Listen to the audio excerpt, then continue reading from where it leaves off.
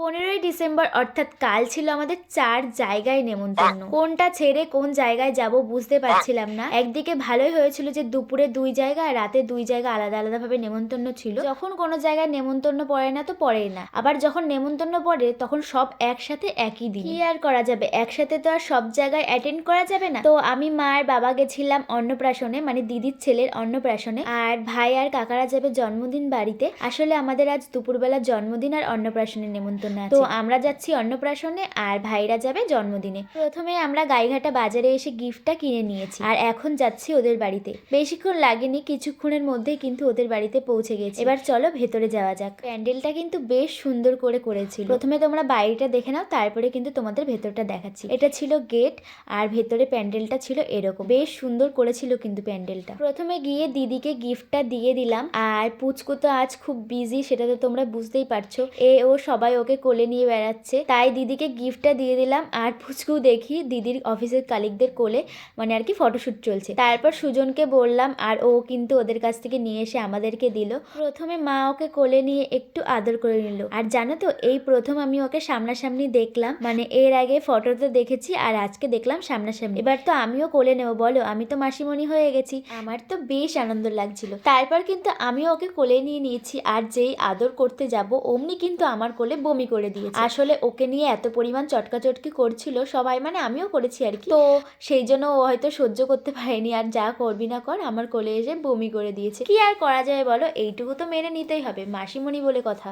আজ ওকে কোলে নিয়ে বেশিক্ষণ রাখা যাবে না, তার কারণ আজকে তো ওরই দিন, সবাই তো ওকে চাইবে ওর সাথে ফটোশুট করতে। তারপরে এইদিকে দেখো দিদি আবার ওকে একটু কোলে নিচ্ছিল ওর মুখটুক মুছিয়ে দেওয়ার জন্য। তারপরে দিদি ওকে কোলে নিয়ে চলে গেল, দেখো দিদির কোলেও পর্যন্ত বমি করে দিয়েছে। এবার আসে আমাদের ফটোশুট করার পালা।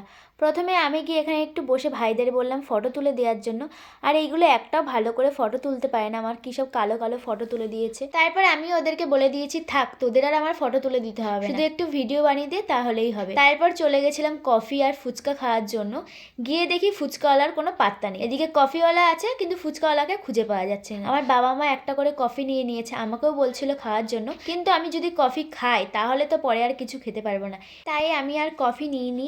এইদিকে দেখো দোলনাটাকে কি সুন্দর করে সাজিয়েছিল পুচকুর বসার জন্য, কিন্তু পুচকুকে তো সবাই কোলে নিয়ে বেড়াচ্ছে। তারপরে আমরা চলে গেছিলাম খাওয়ার জন্য, আর খাওয়ার প্যান্ডেলে এসে দেখি এত পরিমাণ ভিড়, কি বলবো, একজন খেয়ে উঠতে পারছে না আর একজন এসে লাইন দিয়ে দাঁড়িয়ে আছে। আমাদেরও সেই অবস্থায় হয়েছিল, মানে আমরাও লাইন দিয়ে দাঁড়িয়েছিলাম। অনেকটা স্ট্রাগল করার পরেই কিন্তু আমরা খেতে বসতে পেরেছিলাম। এত পরিমাণ ভিড় ঠেলে যে বসেছি, সেটাকে স্ট্রাগল ছাড়া কি বলবো বলো। এটা ছিল মেনু কার্ড, আর কোনটা কেমন খেতে হয়েছিল সেটা তোমাদের অন্য একটা ভিডিওতে শেয়ার করব। আমরা যখন খেতে বসেছিলাম তখন কিন্তু আমার পিসি বাড়ির সবাই চলে এসেছিল। এইদিকে কাকা এসে আমাকে বলছিল জায়গা রাখার জন্য, কিন্তু আমাদের জায়গা তো আগে থেকেই বুকিং হয়ে গেছে। তো কাকা আর ভাই চলে গেল, আর এইদিকে দেখি সানাও এসে।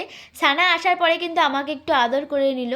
আর আমাদের তো এখন খাওয়া দাওয়া কমপ্লিট হয়ে গেছে, আমরা এখন প্যান্ডেল থেকে বেরিয়ে যাব। খাওয়া দাওয়ার প্যান্ডেলের থেকে বাইরে বেরোনোর পরে দেখি বাইরে এখন বেশ ভালোই ভিড় আছে। তখনও বেজে গেছিল দুপুর 3টে কি 3:30, এখনো এদের খাওয়া দাওয়া হয়নি। এইদিকে দেখো আমার আরো এক কাকারা এসেছিল, তার ছেলে মেয়ে সবাই এসেছিল।